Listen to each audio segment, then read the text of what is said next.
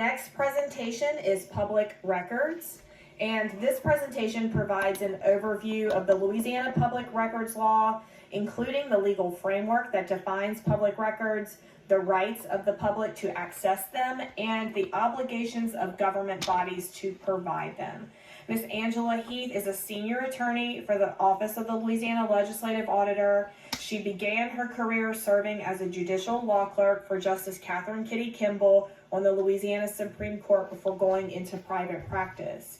In 2012, she served as a senior parish attorney for the parish of Jefferson before joining the LLA in February of 2016. In her capacity as senior attorney to the auditor's office, Ms. Heath researches and writes opinions on numerous and various questions facing the auditor's office, state and local officials, and public entities. She is a certified state agency ethics liaison and certified ethics trainer with the Louisiana Board of Ethics. She's also a certified fraud examiner and a member of the Association of Certified Fraud Examiners. She is admitted to practice in both Louisiana and North Carolina. Please welcome Ms. Angela Heath. You're doing the public business, and so the public has a right to see what you're doing. They're called the sunshine laws because there's a famous quote by a justice on the U.S. Supreme Court that said sunshine is the best disinfectant. It's when they were cleaning up bad government practices, all these backroom deals. People didn't know how their money's being spent, what their government is doing, right? So they're called the sunshine laws. Now, examine public documents except in cases established by law. This is the foundation in our state for the public records law and for the open meetings law. What it basically boils down to is everything you use to run your entity in any format that you use it. If it's electronic, if it's paper, if it's maps, if it's blueprints, if it's pictures, assessors will have all kinds of aerial photographs, things like that. Everything that it takes to run your governmental entity is a public record. That's the baseline. The general rule is transparency. Okay? We have open meetings. There's certain meetings you cannot conduct. If you have a forum, it's got to be an open meeting. If you create a document as a public official, it's a public record. Has anybody signed an NDA? So we have an online question. Yes. She says, if we have a retention schedule, do we still need a certificate to dispose of records? Yes. Once those items that are there for, say, is a 5-year period, you should be every year reviewing and seeing what's there. Okay, these records from this date back, from 2024 back, are now more than 5 years old, so we can destroy these. And then you send that list, it's a form, to the Secretary of State's office, to the archivist's office, and they send you back a certificate saying, yes, you can destroy them. And once you get that in hand, then you destroy them, okay? And you keep that certificate. So far on the jury? Yes, I have. You have? Yes, I have.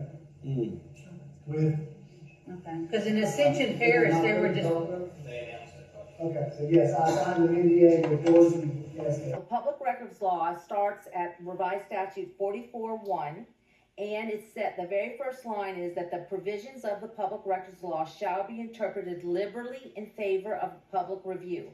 This means courts are always going to try to look to give the public access to records if they can. is it public? Is it available to the public? the NDA. Yes. Now, how long do you have to respond to the request? Again, the difference between an in-person request and we have it where you can email us on our website. You want a public records request, they can just click it and they send an email in. Again, you have processes for both. Maybe if they email it in, you print it out, you date the date of receipt, you put it in your registry, you get it to that person who's going to respond to the request. Has some processes to have a response, but if they come in, they ask you for that record, and it's a public record, there's no doubt, there's nothing in there that you might have to redact, they're coming in asking for the agenda for the last meeting. That's definitely a public record, definitely doesn't need to be redacted. The time to respond to them is immediately. You give it to them right then and there. Internal audit reports have a special provision in that 44.4 that once the report is issued, it is public, as well as any of the work papers of your internal auditor. The internal auditor's report is a public record, as well as his work papers once the report is issued. Okay? All right. So again, if you're very open and honest with people when they come in, yes, these are public records. Yes. Where would you find it? You did that in the police bureau? Or- Yes, this was right, you know, this is right when we, it was right when I was first elected. It was prior to that law. It was, Where would we find it? Do we have to do a FOIA request or what? We I have no clue. do a public records request, and we can generate whatever documents we have that the public wants to use I just send it to the police jury? to the Secretary of State. Okay. You're not allowed to ask them why they want this record. The only thing you can really ask them to do is give you their driver's license to verify their age and their identity. And you can require them to sign or register. You may have, and it's usually very easy, a form, and you want the request in writing. You can ask that. That's voluntary. They're not required in law to do it in a certain form. They can walk in and ask you for the record verbally. You can say, well, let me check that you're 18, and you can have them, and you're not even allowed to make a copy of their license. You can check that they're 18 or more, and you can have them sign or register. Those are the only things you can make them do.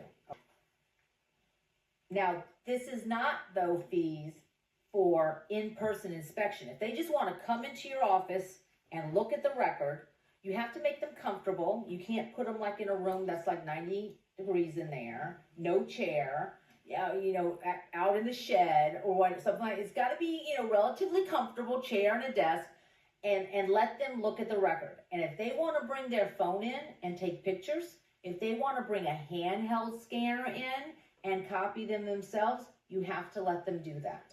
Okay? You have to have a custodian. That is the head of whatever your agency or entity is by law. But that person oftentimes will appoint someone else to be their designee. It applies to every governmental or public, quasi-public entity in the state. Every public records entity, every entity that's a public body has to have a custodian. That is by law. For example, in the Legislative Auditor's Office, the Legislative Auditor is the designated custodian of all the records of his office.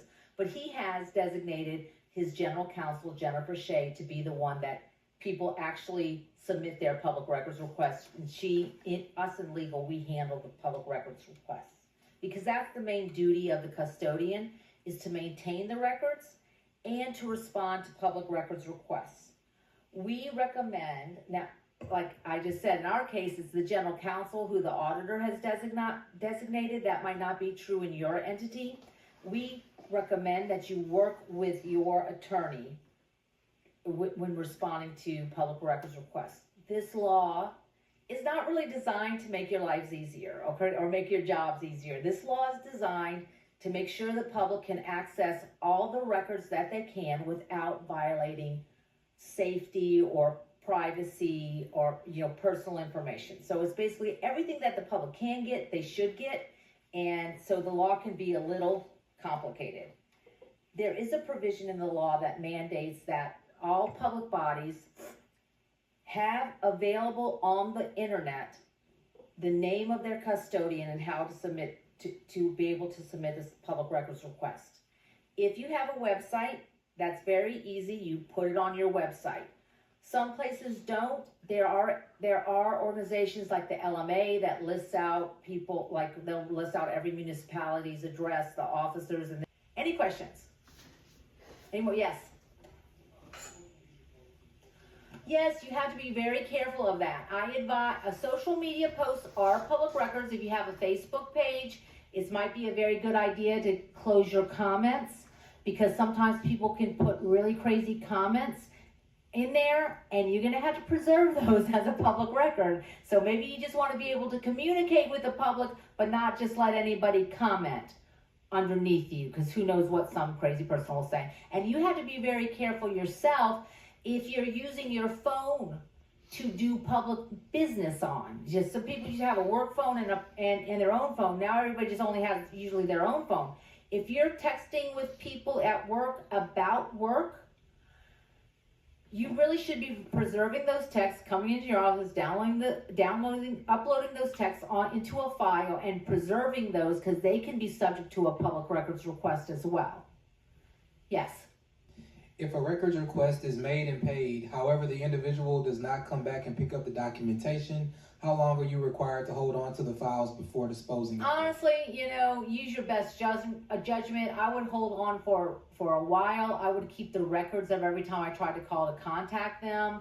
I mean, I would give them a good amount of time but that would be a personal, use your common sense, best judgment. I wouldn't be right away. A couple months at least, maybe even a whole year, but there's no requirement in law for that. Use your best judgment.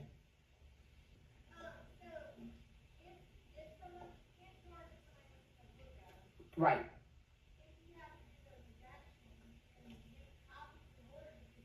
You can't charge for that.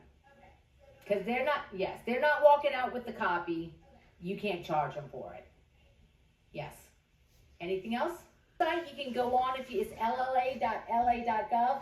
Our stuff is under go to resources on the top of the page, hover over it, hit legal assistance, and you'll get our legal FAQs. Everything I told you today, there's a whole FAQ question and answer format on the public record law, as well as all the other public laws like public bid, open meetings, etc. We have little videos on things called Legal Minutes and frequently asked questions, okay? So you can get a lot of information there. And here